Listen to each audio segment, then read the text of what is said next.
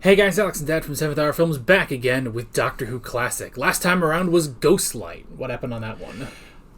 Well, this alien came to Earth thousands, if not millions of years ago, was, trying to catalog the species of Earth, and didn't take into account that evolution was going to cause them to change, and he got frustrated, and I can't remember how he got trapped. But fast forward to 1883, and Charles Darwin, and there's this whole Victorian thing about it looked like Island of Dr. Moreau because we had people who looked like animals, and I don't know. It was kind of jumbled up, but it was a fascinating sort of thing. Of course, the central theme was that Ace had visited this house back in the early 80s and felt some kind of evil presence there, and we didn't find out till the last episode that she ultimately ended up burning it down. Yeah. That's basically what I remember. Yeah, so, it was otherwise a simple plot line. I still can't wait, because at the time of recording this, no comments have been posted yet, because the episode's not out either on Patreon or on YouTube yet. So, at time of recording, we don't know what the response to that video will be. But I just think it's so funny because I keep seeing people that are like, oh, you're going to hate Ghostlight. You're just going to think it's the weirdest thing. And I mean, it's weird. No. Don't get me wrong, it's weird. But at the same time, it's like, here's this guy. He looks like the 70s incarnate, and he's a computer that hates that life keeps evolving. So he wants to destroy it. It's like, oh, okay. Wrap that up in a weird Agatha Christie setting, and there you go. And it's like, oh, okay. It's actually quite simple, really. Yeah. It was easy to follow. And yes, it was very weird, but it was enjoyable. Yeah, so it had, and this might be a shock about some of the weirder episodes, it had a plot line. Sometimes Doctor Who episodes, and it's very rare, but sometimes they don't have a plot line to follow. Yeah. So, but anyway, enough about that. We don't need to keep harping on those. Unless we do a giant recap at the end of the series, but that won't be this week, because we still have 2 more episodes left, and this is the first one of those, The Curse of Fenric. Now, correct me if I'm wrong, but wasn't there a 4th Doctor episode, maybe? It was Image of the Fendal. All right. Yeah. That's what it was. I keep thinking there was already a Fenric, but it was Fendal. You're right. Yeah. So it is close, admittedly, but this is the last 4-parter of the entire show, because the next episode is only 3 parts long. So, As Frank Sinatra once sang, so the end is near, and now we face the final curtain. Yeah. So, the last of the 4-parter. We won't have to watch another 4-parter ever again. I say that as if, it's entirely possible we'll rewatch an episode on our own time someday. I know every time they make a new animated for one of the older Lost episodes, people ask if we're going to redo those. I still don't think we will, just because we don't really have the time to do it, and we've already seen the episode, even if if it is in a better version of it, but maybe someday we'll just watch that on our own time. Yeah. So, I would love somebody to do Marco Polo. It's still one of my favorites. Yeah. And there was someone who asked if we're going to do what is called the wilderness years of Doctor Who, which is that period between the end of this season and the beginning of Christopher Eccleston's first season, and it's just when Doctor Who, it was in the wilderness. Nobody knew, there were 20 million things different happening. There's the movie, there's, the audio dramas, there's the books, there's the comics, there's, Scream of the Shalka, but the only thing we're going to be doing is the movie. We have done audio dramas before. We have not particularly, mainly you, have not particularly cared for the format. There were still good stories, but, and especially right now, it's just not feasible to do. So we're not going to be doing those. Maybe someday I'll look at some of those on my own, but yeah, so we're not going to do those. We're not going to read the books. We're not going to rewatch Scream of the Shalka because it wasn't the most interesting thing in the world. So we're just going to go, after this episode, we have the next episode, Survival, then the movie, then we go straight into Christopher Eccleston's first episode. Yay. I'm looking forward to it. Yeah. But that's pretty much that. You got anything else? I got nothing. Then why don't we just go ahead and jump right into the penultimate episode of Doctor Who, The Curse of Fenric. Okay, you got maybe World War I, World War II, some kind of 20th century.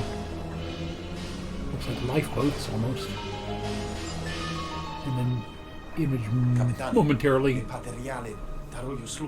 of a Viking longship. Oh, they actually have people speaking Russian.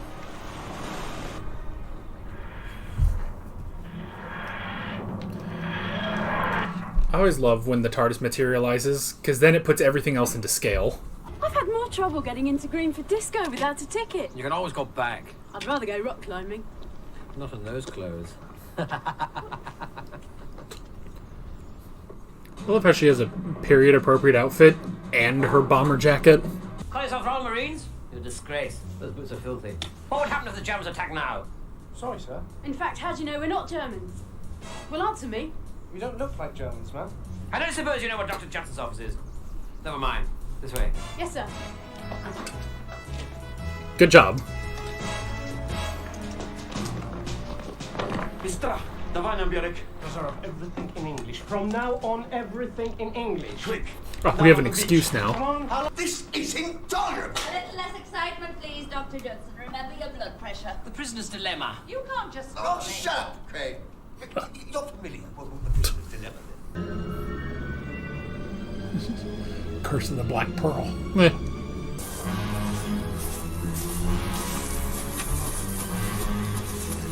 Okay, good idea. Drop the gun and run away. Like any good soldier would.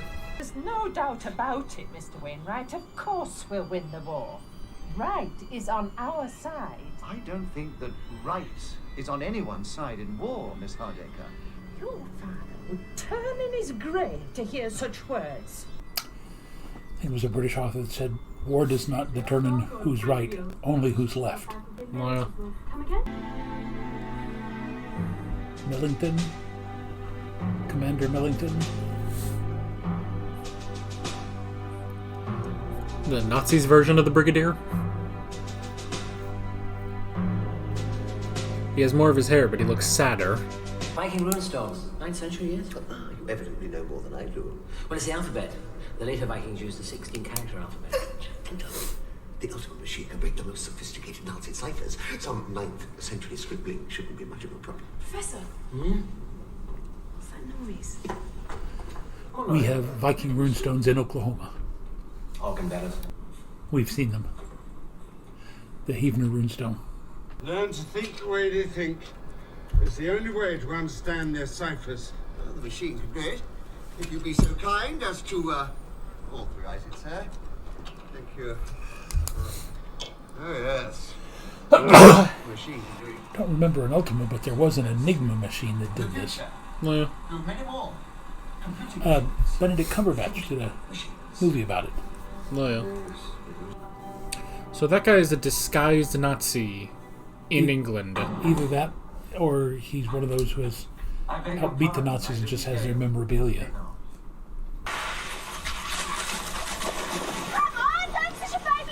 No, swimming's stupid.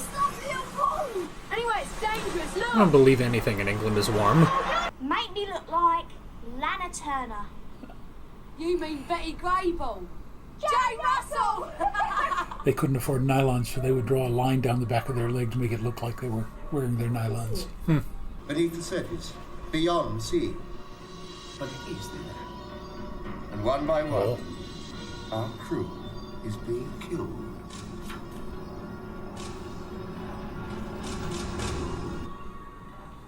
Creepy. Oh yeah. This feels like an Indiana Jones movie. Yeah. But I thought you could stay with my cousin, so only their cottage is too small. And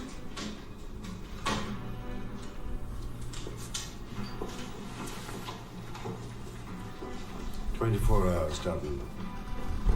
I should have you dismissed from service. yes, sir. Well, there's plenty of space for the baby in the wood chipper. Extraordinary. What is this? This is a perfect replica of the German naval cipher room in Berlin.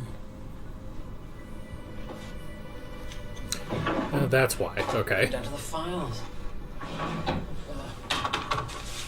Although, if a Nazi's going to hide in England, it's the best place for it. Yes, very pleasant.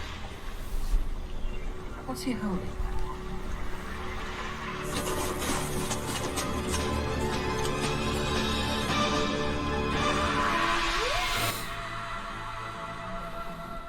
All right. Very fast moving. Jumped into the middle of the story. Not exactly sure. He did land here specifically to talk to Dr. Judson. Yeah. Not sure why, because he hasn't established that yet. Then we got the Russians, not the Nazis, landing. And you've got the secondary story of the St. Jude's Parish Church being built on top of the old Viking graves, and the transcription, this whatever it is, the runestones, which say the curse of Fenric will come back and literally lead to Armageddon, or I guess in this case Ragnarok, or something like that. So not to be confused with the gods of Ragnarok. No. That's a different story altogether. Yes. I mean, I'm assuming that the Russians found the Viking treasures, and then they were hit by the same curse that the Vikings did 1,000 years ago. So now, Russia theoretically was settled by a branch of what we now call the Vikings. They spread out starting about the 700s or 800s, because they were originally from Norway and Sweden and Finland, that area, but because of the ice and their growing population, they ran out of places to grow food. So that's when some of them started moving south and west into places like France, where they became the Normans, moved into England, the Angles, the Saxons, the Jutes, went over to Iceland, Greenland. Ultimately, Leif Erikson went to Vinland in Canada. And theoretically, what we say here in Oklahoma, there's a runestone in eastern Oklahoma that just has the two words Glomdal, which translate as Gloomy Valley. So we have no idea. There's no records of the Vikings crossing the Atlantic before 900 AD. Anyway, but other of these Vikings moved eastward, went into what is now Kievan Rus, and down into Moscow. Some of them got as far south as Constantinople, which is where they would have picked up they called it the Silken Treasures, whatever that is, because that would have been the Silk Road out to China. So, I mean, this is fascinating to a historian. I'm just trying to figure out, you got 2 or 3 different storylines here, and I have no idea where they're going. Other than the Wolves of Fenric, which is odd because the two marks are more like vampires. Yeah, so, I mean, it just gives off vibes of an Indiana Jones story. Probably because it's in the middle of World War II, and that's just when Indiana Jones is kind of at his best. So, like, and the Doctor even works. He's got like the coat, he's got the hat. It kind of works as an Indiana Jones type. Yeah. So, just it's interesting going from the last episode, which took place in like the 1920s, and then just going 20 years into the future in the next episode. Like, it's interesting. We don't normally get the historical setting back to back. Well, actually, Ghostlight couldn't have been later than about 1910, because that's about the time that Victoria died and Edward took over. So that was more like the 1880s or 1890s. Yeah, they probably said that and I just missed it. But yeah, but I mean, either way, it's still not a giant leap in time. And again, just having the two sort of historical settings back to back is very interesting. Yeah, so I always love the historicals. Yeah. As another note, because you brought up Leif Erikson going to Vinland, I'm watching an anime right now called Vinland Saga, and it kind of it has Leif Erikson. He's kind of a minor character, but it is sort of about that time of the Danish invasion of England and a lot of Viking characters around there, and I really like it. It's interesting because it is an anime, but at the same time, it's like I haven't seen an anime that has like no fantasy whatsoever. It's just a pure historical fiction. It's a really, really good show. Yeah. So if anyone wants to watch that one, Vinland Saga, it's a really, really good anime. And on the channel, we're about to finish up the first season of that. So yeah, in the Viking sagas, there is the story of a man named Thorfinn somebody, and I can't remember his last name, but supposedly he had set out to go from the Greenland colony to visit Vinland, but then they were supposed to turn south. He had 4 ships. One of them never made it to Vinland. It turned back because it was already starting to leak. The other 3, if I recall correctly, made it to the Vinland colony, but they also had trouble with their ships. And I can't remember if the 2 of them sank, but one of them, with a full crew of Vikings, set sail south along the coast of what is now New England and was never heard from again. Now, the obvious thing happened is the same thing that happened with the others. The ship sank somewhere, and either they sank with it or they simply, moved onto the land and got absorbed into the local colonies there. There are all sorts of stories from the Iroquoian people of strangers coming into their midst. But again, the thing here in Oklahoma, they posit that ship somehow made it all the way down around Florida, came up into the Gulf Coast for some reason, thought the Mississippi River was a way to get back home, so they sailed up the Mississippi, but accidentally took a turn up, I guess it would have been the Arkansas River, and then somehow came down the Poteau River, and the Heavener Runestone is about a mile off of the Poteau River. But the most likely explanation is, although there were no Scandinavian settlers in that area when the runestone was first discovered in 1830, there were a lot of European fur trappers and traders. And amongst them would have been some Scandinavians who would have had, history books or, whatever to read. Because these trappers and traders would sit around for weeks waiting for the natives to trade with them or to, trap and skin their stuff. And so here's this guy with a book about Viking history. It probably has the runic alphabet in the back of it. He's sitting in this incredibly dark, deep valley. You remember we went there. It's really a creepy-looking place. And so, as a joke, he takes the history book and carves the words Glom Dal, Gloomy Valley, onto the rock. And then, of course, it disappears for 100 years until the Choctaw move into the area. They contact the Americans. The Americans go, we have no idea what this is. Flash forward into, I guess, about the late 1960s, some guy who was literally a cryptographer who said, hey, wait a minute, I think I know what this is. And they said, well, can you translate it? He goes, no, but I'll go home and find my books. He goes home and finds his book. He originally translated it as a date, about 1012 AD, which would have fit in right with the Vinland colony there. But when the actual Viking experts from, I guess, Norway, Sweden, Finland came over, they looked at it and said, no, this is not the new Viking, this is old Viking. This is like 800 AD. And again, they said, there's absolutely no record of any kind that the Vikings got to North America before 1000 AD. So that's why we think it was not a practical joke, but just some guy waiting on the natives to trade, carve the word Gloomy Valley there into the rock. Yeah. If I can remember, I'll send you a picture of it. Yeah. And it's interesting you bring up Thorfinn, because that's the name of the main character in Vinland Saga. And it shows him, as he grows up as a Viking, and eventually his... the time, basically, I guess he served in the Danish-English War. So, it's again, I'm only on season 1. I hear that season 2 is just phenomenal, and I'm already thinking of that about season 1. So, it's a really, really good show. I'm watching it in Japanese. I can't speak to the quality of the English dub, but I'm sure it's fine. I'm sure it's really good. So, my favorite story about the interaction between the Anglo-Saxons and Jutes coming over to what is now England was King Canute, and I can't remember whether he was a Briton or if he was one of the other tribes, but this was a guy who was so possessed with being himself and saying, I'm the king, I can do anything. He literally had his people carry him out to the shoreline on his throne, and he sat there and commanded the waves not to come in. he says, I'm so powerful I can stop the sea from doing what it does. And of course the waves just came up and washed over his feet. But that's just a weird little story.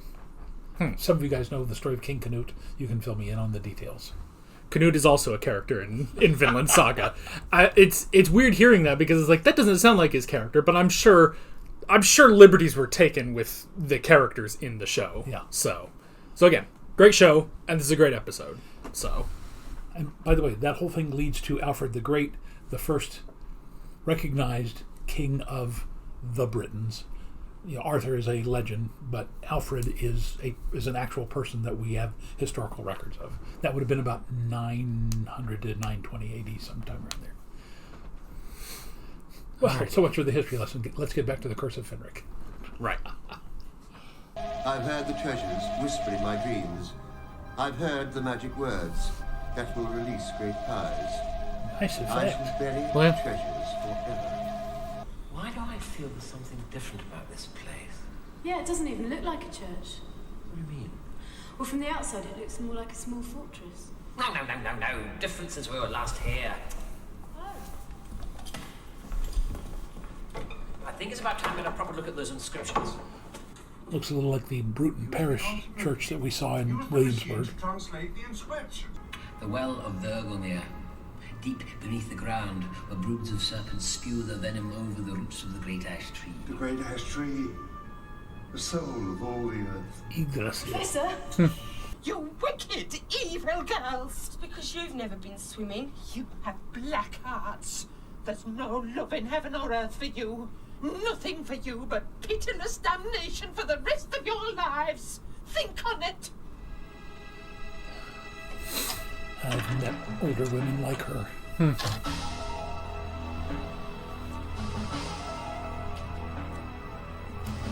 That's a lot of bombs. Well. No, not the doves. This small capsule contains just a few drops of diluted toxin. No, don't! Just think what a bomb could do to a city like Dresden or Moscow. It's inhuman. It could mean the end of the war. Like the atomic bomb. And Whitehall thinks. And if there are any chess sets in the camp, I want them burnt. Chess sets. Burnt! Sir. Okay. He just really hates chess. Let's see what lies encrypted in these carvings. He almost looks like he has a hunchback. Well, leaning over a computer will do that to you. Like the sirens or the mermaids. Oh no! Shoot him!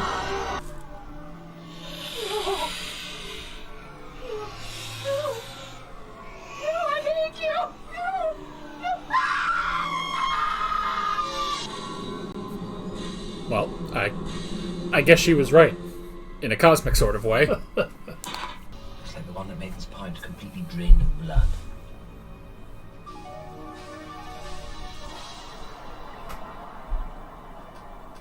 I know who you are. You've always known us. Use the book. It will destroy you. Objects can't harm us. It's human belief. And you stopped believing when the bombs started falling. I'm not frightened of German bombs. Not German bombs. British. I'm not an invalid. I'm a cripple. I'm also a genius. So shut up the very. All that remains is the flask. The machine can unlock its secrets. Yes, the kryptonite vase. They're super vampires. Maybe they're sea vampires. Where are the Silurians when you need them? Meh. No, that wasn't the Silurians, was it? Sea devils. Sea devils. They're technically Silurians. Oh, they're Elizabethan. Maybe people have been drowning there for 1,000 years. They're 400 or 500 years. Get out of here! You've got to stop the machine! I can't! Haste the car! It's stuck! Pull it!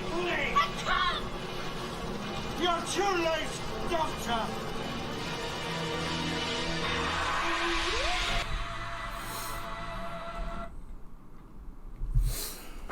Okay.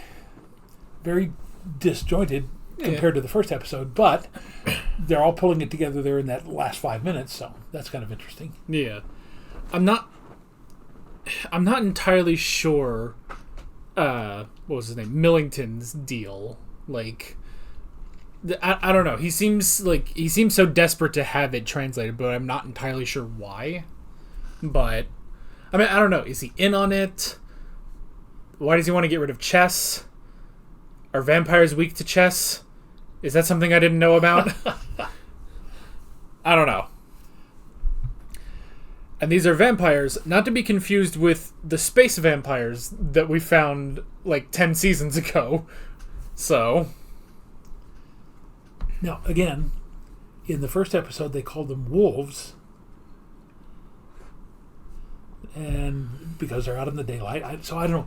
But it seems to me Millington seems to think that, like Red Skull, if he can capture the power of the Norse mythology, that's the way they will be able to wipe out the Nazis. Yeah. But the only flaw in that is, were the British completely unaware of the Manhattan Project? I don't remember.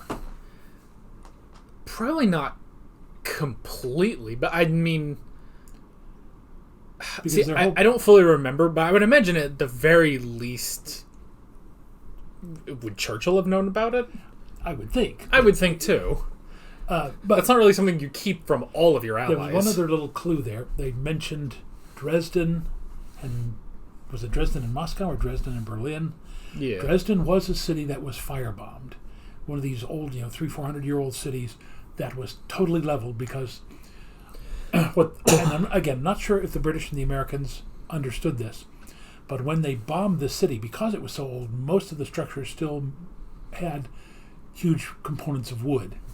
And it started a firestorm, so that even though the city was not leveled by the bombing, the firestorm burned the entire rest of the city down. And again, the fact that they're going to drop all these bombs or ship all these bombs onto that. So it leads me to believe that at least Millington doesn't know about the Manhattan Project, because this is their idea to obliterate entire cities in order to get the Germans to surrender, saving hundreds of thousands of British lives. Yeah. Now it's interesting too, because I feel like there's a disconnect between, mainly just because we don't fully know what the Curse of Fenric is, like where it came from, and this isn't me, asking, where does this come from? But because they do point that out, that it's like they point out that at least the Vikings believed it was from the treasures, and it's the same thing that the Russians had in their little news thing, and but it seems to be different from whatever this sort of toxic ooze is, basically. That seems to just be coming from this town in particular. So I'm wondering, is there a connection between them, or are these two different forces, basically, that because the Vikings brought those treasures here, that it's sort of fused together and created this curse? Or did the Vikings just think, well, it must be this stuff we stole, clearly. So, I don't know. But it is an interesting thing, with his idea of, you're right, it is sort of the Red Skull thing, or just the, you're right, I don't think he fully understands what it is. I don't even know if he fully thinks that it's related to the Vikings. I guess he has to think of it in some way because of the runes, but it is sort of that, and just that, even though he's not a Nazi, he's only in that room just because they're trying to keep the mindset of the Germans, but he's not a Nazi, but that's just something the Nazis were obsessed over. Just anything and everything occult. I was actually watching a podcast just yesterday. It's a podcast called The Red Thread. It's interesting. It's a podcast that goes over cryptids, conspiracies, monsters. the topics kind of are all over the place. One episode they'll be talking about Bigfoot and the Mothman, and the next episode they'll be talking about like Jeffrey Epstein. It's a strange array of topics, but their most recent episode, at time of recording this, was about conspiracies about Antarctica. Because apparently the Nazis set up a base in Antarctica because they wanted to find a connection between the Germanic people and Atlantis. And they believed Atlantis was lost in Antarctica. And because they wanted to prove the superiority of the German people. Look, we are better than everyone because we're connected to Atlantis. So they set up a base in Antarctica. And like the people that found the base, they were like, yeah, there were like tiny metal swastikas littered throughout the ice. And it was just kind of what were they doing with those? Were they just like passing them out like party favors or something? It was like confetti except swastikas. It's like, it's just such a strange thing. But well, there are archaeologists and other scientists who understand that beneath all that ice there is a continent. Yeah. There's a landmass, and they are very interested in knowing what, if anything, is on that landmass. Yeah. You know, was there life on it before it became ice covered? Yeah. I remember, like, I just and this was before that podcast episode came out, but I just randomly, like, typed Antarctica into YouTube. I was just gonna see what videos there were about it, and there was some stuff like, you know, National Geographic and stuff like that. But then there was one. It was very recent, so this came out within a month of this video going up, and it was like, scientists discover crazy lost civilization in Antarctica, and they don't want people to know about it. And it's like, it's like, I feel like if this can be on a random YouTube video, it'll probably be on the news. And it wasn't on the news, so I don't really see that that's actually a thing. I don't know. And all of this has happened in just the first 2 episodes. We still have 2 more to go. Yeah, definitely. I mean, I was, especially after last episode, I've kind of been thinking, like, man, I feel like we were always right about, you know, like, you could do 3 parts, you know, on a lot of these stories, and it would probably help them. And while I still think that's true, it's hilarious because now we're to this episode, or this story, whatever you want to call it, if you want to get super technical about what these are. But this is one where it's like, no, the 4 parts work. So it doesn't always happen, and I think a lot of stories would have benefited from being 3 parts long. Yeah. But this one's pretty good. Radio for reinforcements. Sir, you've just ordered that all radio transmitters be disabled. I've just set Perkins onto it now. What?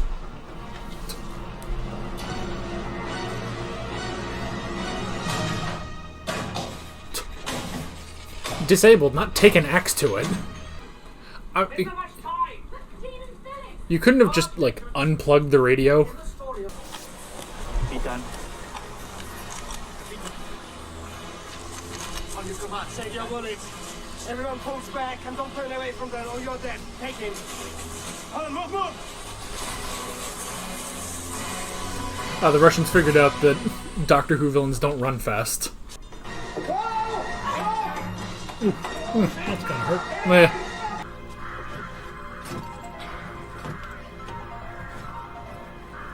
Oh, Nitro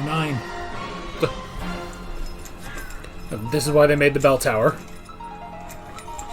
Oh yeah, she had a ladder in a different episode, I think.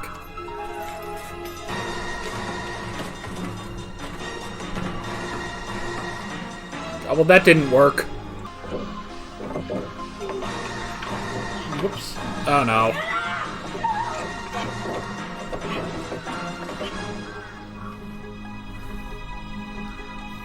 Shoot them. Shoot them all. Follow me!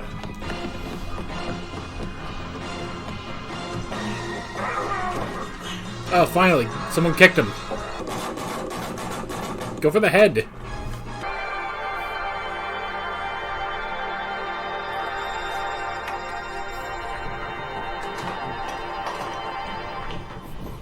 Well, I mean, yeah, if I could summon a whole choir, it'd probably freak people out too.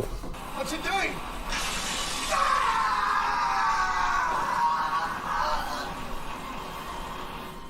No, it's the end of the third episode. We have to kill a bunch of the characters.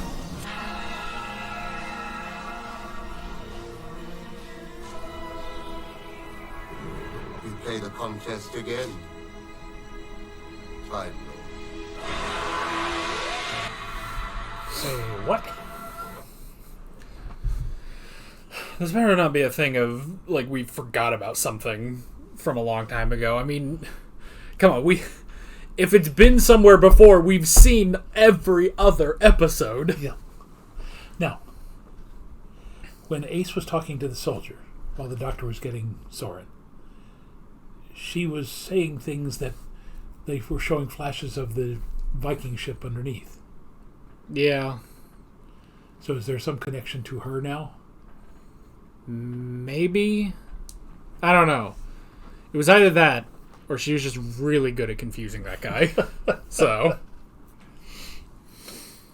Alright, I'm still intrigued. I have literally no idea where this is going. Yeah. Because all of the different parts... the vicar seemed to have control, but then they persuaded him he didn't, so they killed him. We thought that the doctor in the wheelchair, what was his name? Can't remember. Anyway, they thought he was dead, but now he has come back.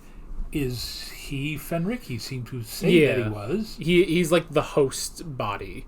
Like, I'm assuming Fenric is different from the Hemivores.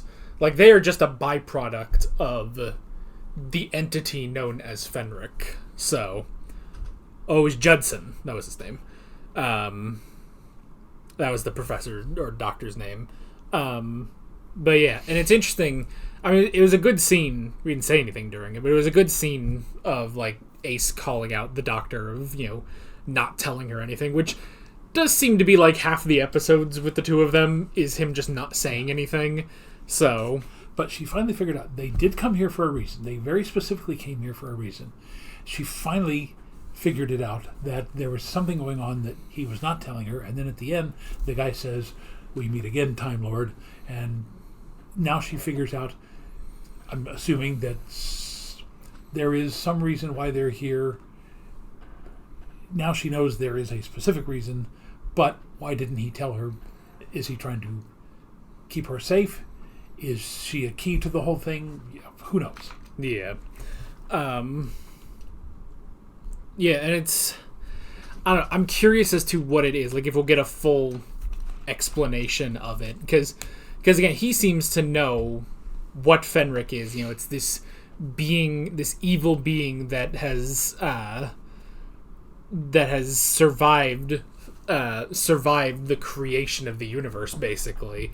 So, and it seems to be something, not even that he knows what it is, but he has encountered Fenric before. So. Ready!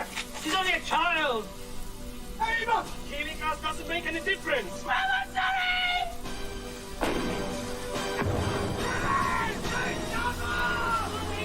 Oh, thank goodness the Russians are here. The sound of dying. When it comes to death, quantity is so much more satisfying than quality.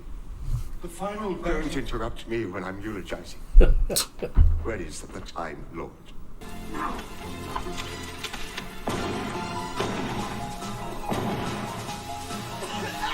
Oh no, stink bombs. I like how it's so clearly a sunny day, so they have artificial rain. And you were our emblem. Oh, it's not a real one. I bought it cheap in a market. Have the real one. That won't get you looks in 1989. Come on! But I have it just said.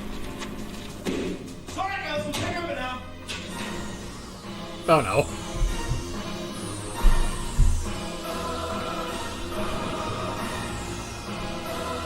Well, run! What should I do? What should I do? Go to London.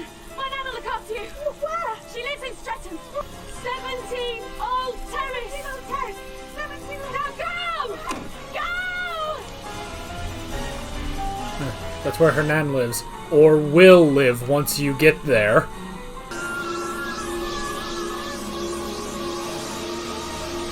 Yikes. Yeah. Oh my gosh. Well, it's been a while.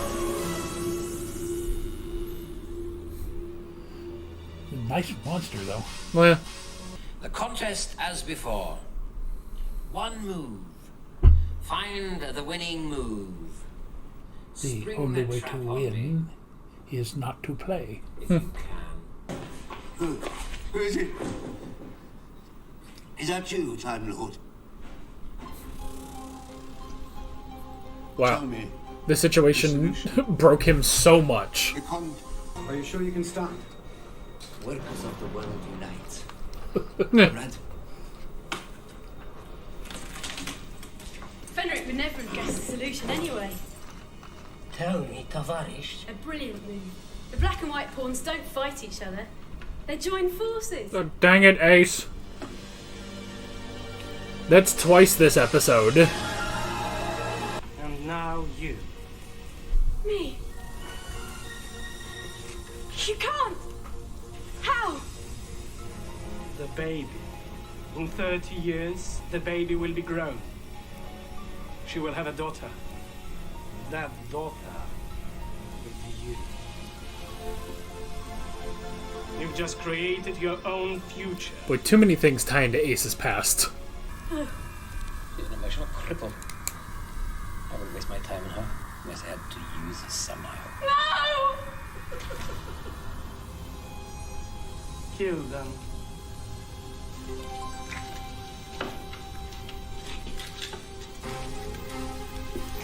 Kill them, do you hear me?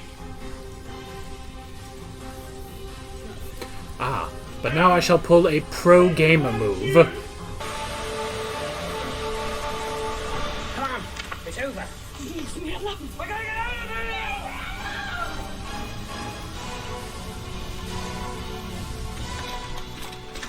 Oh.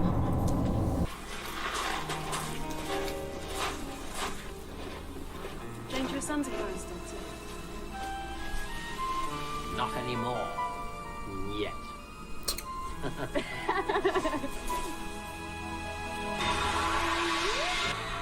Good job. Well, I have to say, the writing, was it Ian Briggs, I think? Yeah. If he didn't write the previous 2 episodes, or the previous 3 episodes, he went back and studied them so that he could tie all that up at the end. That's very, very good writing. Well, it is still, I find the strangest thing about this era is it keeps making sequels to episodes that don't exist. But talked about Lady Painfort and the Cybermen. Did he say something about the ice time or the ice? Yeah, that was the Dragonfire episode. Oh, yeah, okay. That's where they first met Ace. Okay. So, yeah. So, talk about continuity. I mean, for the first time, although we didn't see the original episode from the apparently 200 or 300s AD, where he initially trapped the beast. That was before chess was invented. But, of course, being a Time Lord, he would have brought chess back with him. Anyway, so it's 18 different strands suddenly woven into one there at the end. Oh, yeah. And again, nice move where the Ancient One realizes that if he goes along with what Fenric is saying, it will end up destroying his world, so kills himself and Fenric. Now, that was kind of odd, because he could have just thrown him in there and then done that and then gone back down underneath. And the Doctor could have transported him back to his own future. But, again, the whole thing about we're working together, sacrifice yourself sort of thing. So, it all works very, very well. Yeah. It's... I don't know, it's odd, because it's like... It really feels like at the end, it's like, yes, and now we've tied up this whole story arc about Ace. And I'm sitting here like, There was a story arc? Have I missed that this whole time? I didn't know you were telling a story like that. I thought she was just Ace. I mean, there was some weird stuff, sure. There was weird stuff, but that was the stuff with Perryvale, which we kind of went over everything last episode. It's like, oh, why did she burn down that house in Perryvale? Well, it's just because she sensed the evil that was there. But then tying it into... I mean, I'm glad that they did sort of tie that up, because it was one of those things in that first episode where it's like, she blew something up, it created a time vortex, anywho, and it's just like, how did she do that? Now, was that an accident? That makes me wonder. Did they have these last 4 or 5 sequences all planned out together at some point? Or did this guy, Ian Briggs, just say, I saw the opening, I went back and looked at that script, I saw these other things, and I've decided I'm going to figure out how to tie them all up together. I don't know. That's why I'm going to look it up. It also strikes me that this is a possible way... I don't know why they would want to do this, but is this a way of getting ready to write Ace out by taking her back to Perryvale and dropping her off? Because at this point, they don't know that they're not going to be renewed, do they? I don't know. Okay, so Ace's first episode was written by Ian Briggs. So at the very least, he could have set that up. Silver Nemesis was not written by Ian Briggs. Now, the one thing they say is like, the chess set in Lady Painfort's house is just like, was there? I guess I don't remember that. Like, I almost wonder, maybe it's a thing because that was in the last season. Maybe it's just something like, maybe it was just something he saw in that episode when he watched it and just thought, well, I can tie that in. And your whole thing of chess hadn't been invented yet. Fenric did say like the Doctor carved the pieces like out of bones to create the chessboard. So I guess that's how that works, but yeah, I don't know. It's an interesting idea. It's just I guess I wasn't prepared for that oh yes, we've been telling this long complex story arc about Ace the whole time, and it's like I genuinely didn't think you were. So but that's fascinating, though, that Ian Briggs, who started the Ace saga, then thought, especially, again, that I'm getting the idea that they were thinking about writing her out. He said, I need to give her a nice finale, since Mel didn't really get one. Mel went off with Sabalom Glitz, didn't she? Yeah. And Perry went off with the Brian Blessed guy, and it's like, no, that's not. So maybe they're thinking that, and he says, all right. So he goes back, he says, I created the story with Ace and the Time Storm, and then what can I take from each of these other episodes that'll bring me to this point where Ace gets a good... So, I mean, it's if that's what happened, that is brilliant writing. If that's not what happened, it's still brilliant writing. Yeah, so it's an interesting thing, too, because it's like, with the Doctor having seen it, and it's like, it's so much different from how... other companions have been treated. Other companions are just people that tag along on the TARDIS, know? Whereas this gives this special weight to Ace.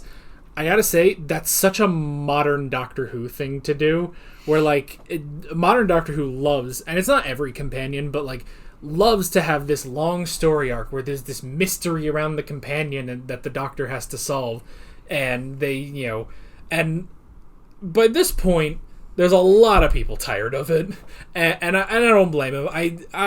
I'm sort of half and half on it, but they're still doing it to this day of just like, oh, this companion, who are they? What's the big mystery around them and stuff. So it's interesting seeing that starting with Ace specifically. Yeah. So yeah, I mean, other than that, I mean, the rest of it is another interesting episode. It reminds me of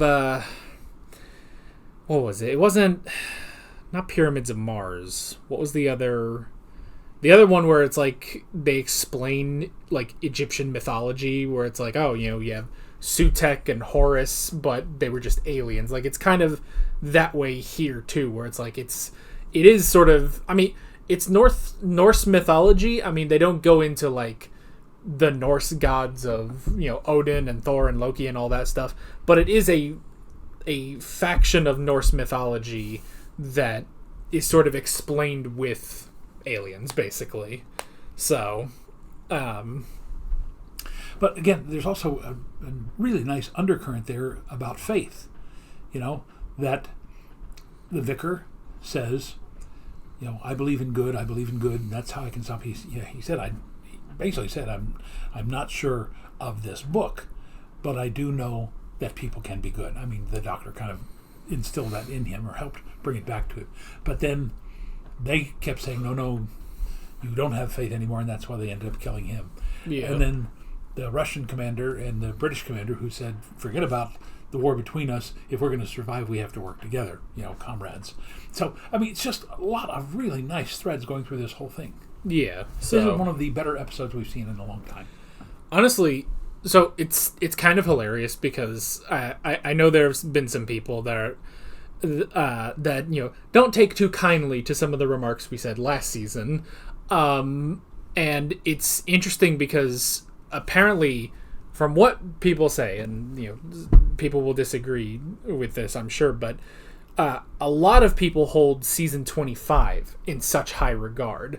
And for us, really, I mean, like, Silver Nemesis was good, Remembrance was great, but for us overall is an okay season. Highs, lows. Whereas now this season, which the season that got the show canceled, and I think I've heard people say there's a lot of folks that don't really care for this season. And so far, I mean, we've had Battlefield, which was a good episode with the Brigadier, which was also we're taking legends and putting them in space, with Arthurian legend. We had Ghostlight, which was an interesting little mystery. And now this, which is also kind of like Battlefield, honestly. So it's like, as long as that last episode hits, then I would say this season is honestly better than the last season, apart from Remembrance of the Daleks, which is just like, if this is like a 9 out of 10, 9.5, that's still the 10 out of 10. Yeah. So, but yeah, it's fascinating to see that, and I know, of course, there are people out there that are frustrated. 26 seasons in, they are still frustrated that we sometimes go against the grain of Doctor Who fandom. But it's just, we like what we like, we don't like what we don't like, and that's just kind of that, So, it's just our honest opinions, and in our honest opinion, this was a good one. So, well, it was like last summer when the Dial of Destiny came out. I read a lot of stuff where people said, no, this is not any good. I went, well, it's certainly better than Kingdom of the Crystal Skull. It's way better than Temple of Doom. It's not Last Crusade. Yeah. It's on par, almost, in my opinion, with Lost Ark. It was a good story. It made everything in it made sense. So, I mean, it's our opinion. That's all. I mean, stuff like that, because, I mean, with last year, that was a whole, with the exception of Barbenheimer, no movies really came out of 2023 looking that great, which is a shame, because even stuff like, the Mission Impossible movie, the latest one came out last year, that was a good movie, it's just no one went and saw it, So, it is sort of a thing of, and yeah, with Dial of Destiny, it's like, I enjoyed Dial of Destiny. Is it the greatest? No. Is it the worst? Probably not. It's like, I followed it better, probably, and enjoyed it more, probably, than Crystal Skull. The only thing about Temple of Doom is, I love Temple of Doom, because it's ridiculous. It's like Batman Returns. It's just off-the-wall goofiness. But yeah, I mean, it's just, I don't know. I feel like Dial of Destiny just kind of came out at the wrong time. It's like everyone was so burnt out, especially like on Disney Star Wars, that they were just like, here's another thing, and Harrison Ford's 80 years old and he's still using the whip, but overall it's like, it's fine, it's inoffensive, and I don't know. And with this episode, with this season too, it's like, yeah, honestly, like even if the larger Doctor Who fandom doesn't care for this season, it's like, okay, I did enjoy it though. Yeah. So and it makes me wonder, they said we wouldn't like Ghostlight because it was too surreal. I didn't find it surreal at all. It was very spooky, it was relatively easy to follow. This one, again, I think if we had watched it like they watched it, 1 week at a time, it might have been more confusing. We sitting down and watching it in a 2.5 hour time period, that makes it a lot better because we can follow it very, very easily when we're watching all 4 of the episodes together. It again, brilliantly written. Yeah.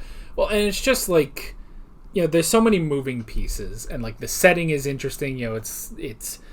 It's Britain in the middle of World War II. They're trying to decipher, the German codes and everything. And, and I like that there is sort of an undercurrent of like, now once we get done with this war, we know Russia is our ally now, but it's sort of an alliance of convenience. Like, we're going to, we can't fully relax once the war ends, And then adding on top of that, again, honestly, like an Indiana Jones movie, it's like this undercurrent, this, sort of ancient evil that's brewing. And of course, because it's Doctor Who, it's an alien thing. And then tying that in, like with Ace, like there's so many moving pieces that, that it keeps your interest, even when, sometimes I'm sitting here, it's like, I really don't know what's happening, but it's interesting. And then a couple minutes later, they'll explain a bit, and it's like, okay, so now I kind of get where they're going with that, and it's explained, And it just occurred to me, this was fall of 89? Yeah. Okay. Berlin Wall came down. Yeah. The Russian Federation imploded. Yeah. The Soviet Union. Gorbachev is replaced, I don't know if it was this early, by Boris Yeltsin. So, I mean, there's that nice undercurrent about setting up the fact that at some point the Western world and the Russians will come together. It was kind of like when Star Trek did that with the Klingons in that 6th movie.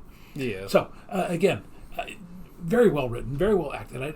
There's nobody would have suspected that the doctor in the wheelchair, what was his name?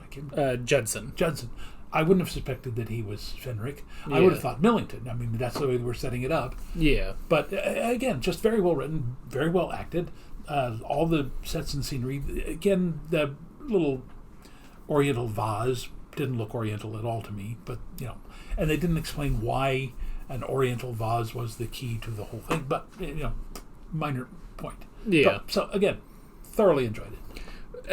But again, it is the same thing like we said last episode. It's like, oh, why did we enjoy Ghostlight when so many people said we wouldn't? It's like there was a plot and like a story and like things that happened, and not to harp on, we're gonna be harping on this till we're both dead in the ground, but we'll put it on the tombstones how much we harp on it. But I mean, other episodes, won't name names, but some episodes you watch and it's like nothing's happening. You're just doing things. There's just some surreal imagery, and you're saying, "Ooh, isn't it great?" because it's surreal. And it's like, no, nothing's happening. There's not a story. These have stories, and it's nice. And even like some episodes that we haven't liked in the 7th Doctor's era. I mean, to the credit of the Happiness Patrol, it has a story. I didn't like it, but it had a story. So, I do also find it funny that no one talks about how the 7th Doctor's era is also very like politically charged, like to the point where they're practically like giving a message at the end of the episode, like a PSA, and it's like, and it's just funny because every time someone is like, oh, Doctor Who didn't used to be political, everyone will go back to the 3rd Doctor's era, and rightfully so. But it's like, honestly, every and not just the 3rd Doctor and the 7th Doctor, every era from there. Didn't really do it that much in the 1st and 2nd Doctor's eras, but like pretty much every era has that. But this one in particular as well, like, between the use of the gas and everything, and then the British and the Russian teaming up at the end and stuff. And like 2 episodes ago when we had the whole talk about the nuclear bomb and stuff with Morgaine, it's like there's a lot of like politically charged talk in this, and it's like, and it's just interesting, like nobody really points to eras like this, and that's fine. They're still pointing to the Third Doctor's era, which is good, but it's just an ironic thing when it's like, especially when people are like, oh, Doctor Who was didn't used to be talk about politics this much. It's like, no, it always did. And I'm sure you can find examples in the first and second Doctor's era. Yeah, well, that's, I mean, really the whole point of science fiction is to take modern day problems and find a way to present them in a way that you're not just coming out and saying, this is bad and that's good, but saying, here's how that could have happened and here's a way to solve that problem. Yeah. I mean, I say, like, oh, they didn't really talk, about political stuff in the first and second Doctor's era. That completely misses the Daleks. The Daleks are political. Like, that's just, they just are mechanical Nazis, So,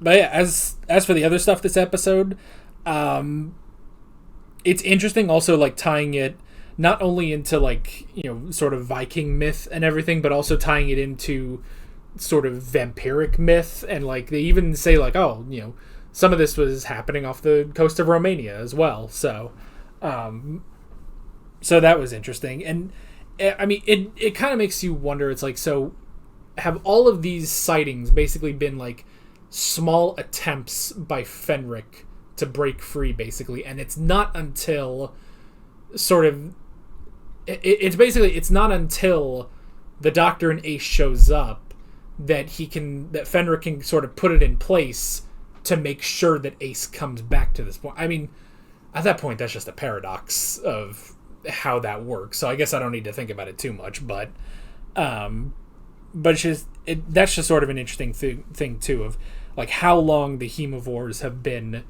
showing up. So,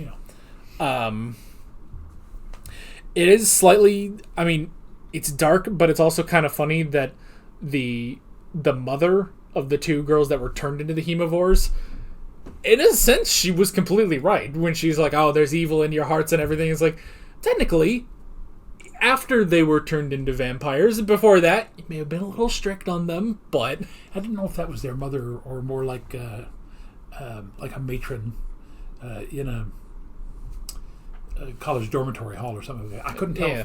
So, but yeah, you're right. She was saying, you're evil.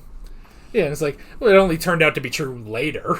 Before that, she didn't really have any legs to stand on. After that, well, that's just a coincidence, honestly, that they were turned into, blood-sucking vampires. That's just a coincidence. So, yeah,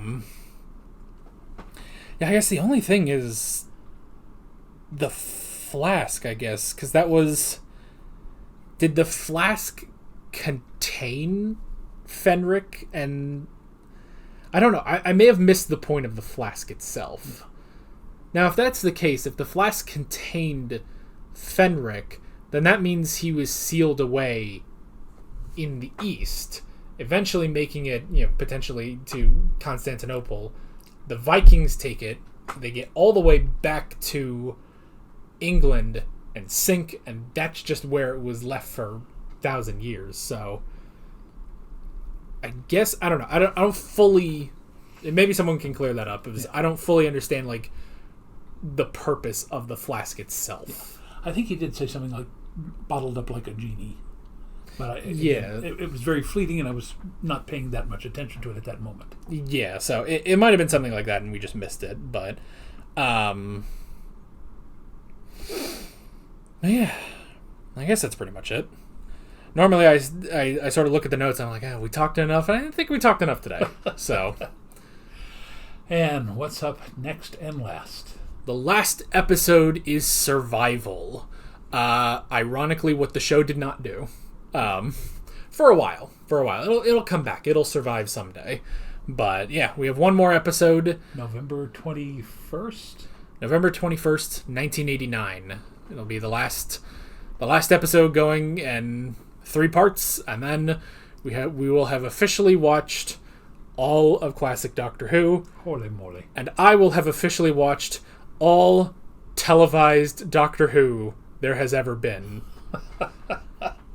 Which I want to do like a side-by-side, like a tweet basically, where it's like, you know, before watching Doctor Who, and I thought about like, what's like the goofiest picture of like SpongeBob I can find, where he's got like this big smile, and then just after watching all of Doctor Who, and I'm just sitting there, just I don't know. I certainly have a lot less hair than I did when I started this show, so I don't know if that's, you know, if that's age or the genes or if that's Doctor Who. I don't know. Something has caused me to lose my hair over these years, though. Well, so unfortunately, that runs in the family. Yeah, but we got one more episode. One more. And then we'll rewatch the movie, and then we'll move on to modern Doctor Who. Sounds good. With all of that being said, we're Alex and Dad from 7th Hour Films, and we will see you guys next time. Take care. Alright guys, thanks for watching this video. There's a bunch of links on screen if you want to go click around any of those. There's a playlist with all of our classic Doctor Who reactions, as well as a playlist for all of my modern Doctor Who reactions if you want to go check those out. There's also a subscribe button and a Patreon button on screen, as well as other links in the description if you want to go check out any of those. See you guys later.